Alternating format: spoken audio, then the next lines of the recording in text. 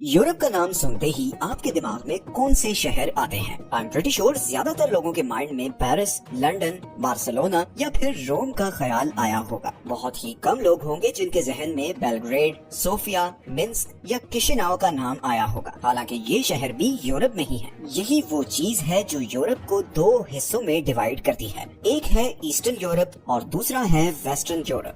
Western Europe अपनी अमीर और वेल डेवलप्ड इकोनॉमीज की वजह से जाना जाता है, जहाँ पर जीडीपी पर कैपिटा $68,000 के करीब है। बट वहीं ईस्टर्न यूरोप में जीडीपी पर कैपिटा सिर्फ $14,000 है। इसी तरह अगर हम जीएनआई पर कैपिटा, जो कि एवरेज एनुअल इनकम बताता है, उसको मैप करें तो ये रेड कलर्ड एरिया वो है जहाँ पर लोएस्ट इनकम लेवल्स हैं और ग्रीन कलर्ड वो है जहाँ पर हाईएस्ट इनकम लेवल्स हैं। आप क्लियरली देख सकते हैं कि सारे high income areas west Europe में हैं, जबकि low income areas east Europe में हैं। यूरोप एक ना नजर आने वाली इकोनॉमिक लाइन से डिवाइडेड है, जो वर्ल्ड वॉर 2 के बाद से 1 इंच भी चेंज नहीं हुई। लेकिन आखिर ऐसा क्यों है? एक ही कॉन्टिनेंट होने के बावजूद ईस्ट और वेस्ट यूरोप में इतना डिफरेंस क्यों है? इस डिवाइड के पीछे यूरोप की हिस्ट्री और उसकी ज्योग्राफी का बहुत ही बड़ा रोल है। सच ये है कि आज की वीडियो में हम देखने वाले हैं कि ईस्टर्न यूरोप इतना गरीब और वेस्टर्न यूरोप इतना अमीर कैसे हुआ।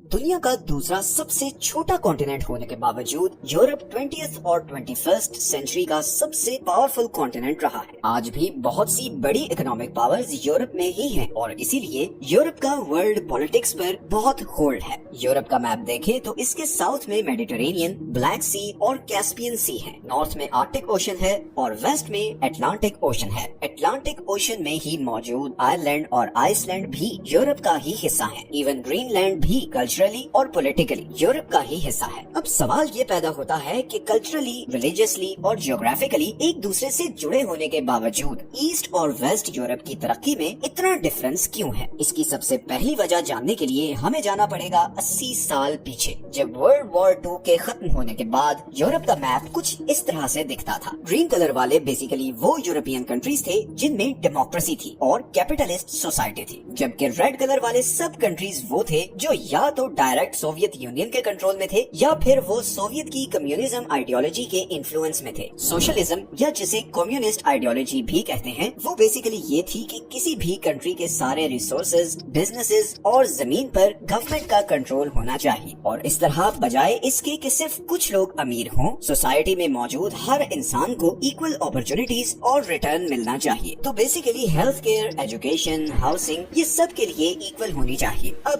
इस आइडियोलॉजी का मसला ये था कि लोगों के पास बिजनेस करने या कुछ नया इन्वेंट करने का इंसेंटिव नहीं था, बिकॉज सारे प्रॉफिट और रिटर्न पर तो गवर्नमेंट का कंट्रोल था। जो भी बिजनेस आप करोगे उसकी ओनरशिप गवर्नमेंट की होगी और वो उस प्रॉफिट को लोगों में इक्वली डिस्ट्रीब्यूट कर देगी। तो फिर एक इंसान क्यों ज्यादा मेहनत करे जब सबको मिलना एक जितना ही है? इसके ऑपोजिट कैपिटलिस्ट सोसाइटी में लोगों को ये आजादी दी गई कि वो अपनी मर्जी से बिजनेस करें, प्रॉफिट कमाएं और गवर्नमेंट का इसमें बस इतना स्टेक होगा कि बिजनेसेस अपने प्रॉफिट्स में से कुछ हिस्सा गवर्नमेंट को टैक्स की सूरत में देंगे। That's it। अब ये वो टाइम था जब वेस्टर्न यूरोप के लोग बहुत ही कम ईस्टर्न यूरोप में आते थे और ईस्टर्न यूरोप के लोगों का माइंडसेट भी ये था कि वेस्टर्न यूरोप एक इविल कैपिटलिस्ट सोसाइटी है और इसलिए वो भी वहाँ नहीं जाते थे। लेकिन 1945 से 1991 के इस अरसे में वेस्टर्न यूरोप कैपिटलिस्ट आइडियोलॉजी की बेसिस पर इंडस्ट्रीज लगाता हुआ ईस्टर्न यूरोप से बहुत आगे निकल गया। फिर 1991 में कम्युनिज्म के कोलैप्स के साथ ही सोवियत यूनियन भी टूट गया और सोवियत कंट्रोल में रहने वाली ये सारी यूरोपियन स्टेट्स भी आजाद हो गई। मगर आज 30 साल से ज्यादा अरसा गुजरने के बावजूद भी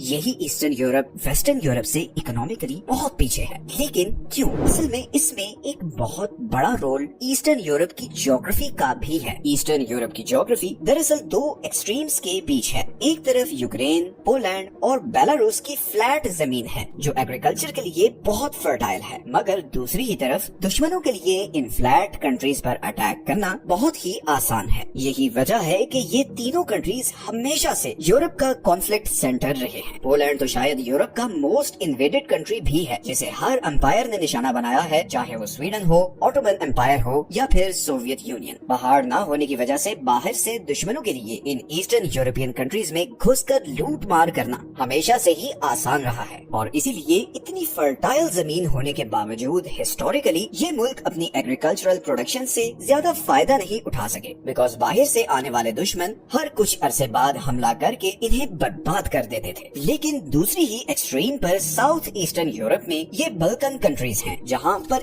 اتنے پہاڑ ہیں کہ یہاں پر کنسٹرکشن کرنا یا انفراسٹرکچر بلڈ کرنا ہمیشہ سے ہی بہت مشکل رہا ہے، اور اسی لیے یہ ایسٹرن یورپ میں سب سے بیکورڈز ہیں۔ اگر ہم پیس اور اسٹیبلٹی کے پوائنٹ آف ویو سے بھی دیکھیں تو ایسٹرن یورپ بہت وولٹائل رہا ہے۔ 1991 سے یورپ میں ہونے والے سارے کانفلکٹس ایسٹرن یورپ میں ہی ہوئے ہیں، اور اس چیز نے نہ صرف ان کنٹریز کی اکانومیز بلکہ ان کے امیگریشن ریٹس کو بھی بہت افیکٹ کیا ہے۔ سب سے پہلے تو یوگوسلاویا کی وار میں لاکھوں لوگ بلکن کنٹریز کو چھوڑ کر ویسٹرن یورپ کی طرف گئے، جس سے ادھر اسکلڈ ورکرز کی بہت زیادہ شارٹیج ہو گئی، اور پھر ابھی رشیا یوکرین وار میں بھی دونوں کنٹریز سے میسو امیگریشن ہوئی ہے، جس نے ایک بار پھر ایسٹرن یورپ کے فیوچر پر کوسچن مارک لگا دیا ہے۔ لیکن اگر میں سب سے امپورٹنٹ فیکٹر کی بات کروں جو ایسٹرن یورپ کی جیوگرافی کو انفیوریبل بناتا ہے تو وہ ہے سمندروں کی ایکسس۔ ویسٹرن یورپین کنٹریز کو سب سے بڑا ایڈوانٹیج یہ ہے کہ انہیں ہر طرف سے سمندر لگتا ہے۔ نارتھ ایسٹ میں بالٹک سی، ویسٹ میں نارتھ سی اور اٹلانٹک اوشن، اور پھر ساؤتھ میں میڈیٹرینین سی۔ یہی وجہ ہے کہ 16th سینچری میں ان ویسٹرن یورپین کنٹریز کو موقع ملا کہ وہ ان سمندروں کے ذریعے ٹریڈ روٹس اور نئے کانٹیننٹس ڈسکور کریں، اور پھر وہاں پر اپنی کالونیز بنائیں، اور پھر ان کالونیز کے ریسورسز لوٹ کر واپس لائیں۔ کچھ ایسا ہی برٹش، اسپینش اور فرینچ امپائرز نے کیا تھا، اور اسی لیے دنیا کی 40% ویلتھ ان 3 امپائرز کے کنٹرول میں تھی۔ یہ سمندروں کو ایکسس ہی وہ وجہ تھی جس کے ذریعے آٹومن امپائر نے بھی کئی 100 سال دنیا پر حکومت کی تھی۔ اس زمانے میں جس کنٹری کا بھی اپنا پورٹ ہوتا تھا اس کا مطلب ہوتا تھا کہ وہ ایک بہت پاورفل کنٹری ہے۔ اب جہاں ویسٹرن یورپ سمندروں کے ذریعے ورلڈ ٹریڈ کنٹرول کر رہا تھا، وہیں ایسٹرن یورپ ایک قسم کا لینڈ لاک تھا اور اس گلوبل ٹریڈ سے آلموسٹ کٹ آف تھا۔ جن ایسٹ یورپین کنٹریز کے ساتھ سمندر لگتا بھی تھا وہ ایسے حصے میں تھے کہ وہاں سے باقی دنیا کو جانے کے لیے چوک پوائنٹ سے گزرنا پڑتا تھا، جیسے پولینڈ اور ان سارے کنٹریز کو اٹلانٹک اوشن میں آنے کے لیے ڈینش اسٹریٹ سے گزرنا پڑتا تھا، اور کیونکہ یہ سویڈن اور جرمنی کے کنٹرول میں تھا تو وہ یہاں سے گزرنے کی فیس چارج کرتے تھے۔ اسی طرح ساؤتھ ایسٹ یورپین کنٹریز کو بوسفورس اسٹریٹ سے گزرنا پڑتا تھا جو آٹومن امپائر کے کنٹرول میں تھا، اور ایون یہ اسٹریٹ کراس کر کے بھی آگے اٹلانٹک اوشن میں جانے کے لیے اسٹریٹ آف جبرالٹر کو کراس کرنا ہوتا تھا، جو اگین کبھی مسلمز، کبھی اسپینش اور کبھی آٹومن امپائرز کے کنٹرول میں رہا تھا۔ تو ایسٹرن یورپ سی ٹریڈ کے لیے بہت ہیویلی ویسٹرن یورپ پر ڈیپینڈنٹ تھا، اور پھر آگے چل کر ویسٹرن یورپ کو ایک اور بہت بڑا نیچرل ایڈوانٹیج یہ ملا کہ 20th سینچری میں نارتھ سی میں آئل اور گیس کے بہت بڑے ریزروز بھی ڈسکور ہو گئے۔ ان ریزروز نے ہی ناروے، برٹن، نیدرلینڈز اور جرمنی کو 21st سینچری کا پاور ہاؤس بنا دیا، جبکہ دوسری طرف ایسٹرن یورپ نیچرل ریسورسز کے معاملے میں بھی ویسٹرن یورپ جتنا لکی نہیں تھا، اور یہاں پر سوائے فرٹائل لینڈ کے اور کوئی خاص نیچرل ریسورس کے ریزروز بھی ڈسکور نہیں ہوئے۔ بٹ ایسا نہیں ہے کہ ایسٹرن یورپ بہت ہی ڈپرائیوڈ ہے، یہاں پر اسپیشلی ایگریکلچرل پروڈکشن اتنی زبردست ہے کہ اگر کمیونزم نہ آیا ہوتا تو شاید ایسٹرن یورپ دنیا کی فوڈ باسکٹ ہوتا۔ وہ کہ 1991 میں یہ کنٹری سوویت یونین سے الگ ہو گئے تھے، مگر کمیونزم کے آفٹر افیکٹس کئی سال ان پر رہے۔ صرف پولینڈ، چیک ریپبلک یا رومانیہ کچھ ڈیولپ ہو سکے، اور اس کی وجہ یہ تھی کہ یہ یورپین یونین کے ممبر بن گئے تھے۔ اب باقی کنٹریز یورپی یونین کے ممبر کیوں نہیں بن سکے؟ تو اس کا جواب یہ ہے کہ یورپی یونین جوائن کرنے کی کچھ ریکوائرمنٹس ہوتی ہیں، اور ان میں سے ایک بڑی کنڈیشن ہے لیول آف کرپشن۔ اگر ہم یورپ کی top 10 most corrupt states map کریں تو اس میپ میں آپ دیکھ سکتے ہیں کہ وہ سب ایسٹرن یورپ میں ہیں۔ اب ایسا نہیں ہے کہ ویسٹرن یورپ کرپٹ نہیں ہے، کرپشن وہاں پر بھی ہے، but it's not beyond the level of national interest, اور اسی لیے ویسٹرن یورپ آج تک دنیا پر راج کر رہا ہے، اور ہمارے سب کانٹیننٹ میں آج بھی ہزاروں نوجوانوں کا خواب ہے کہ وہ کسی طرح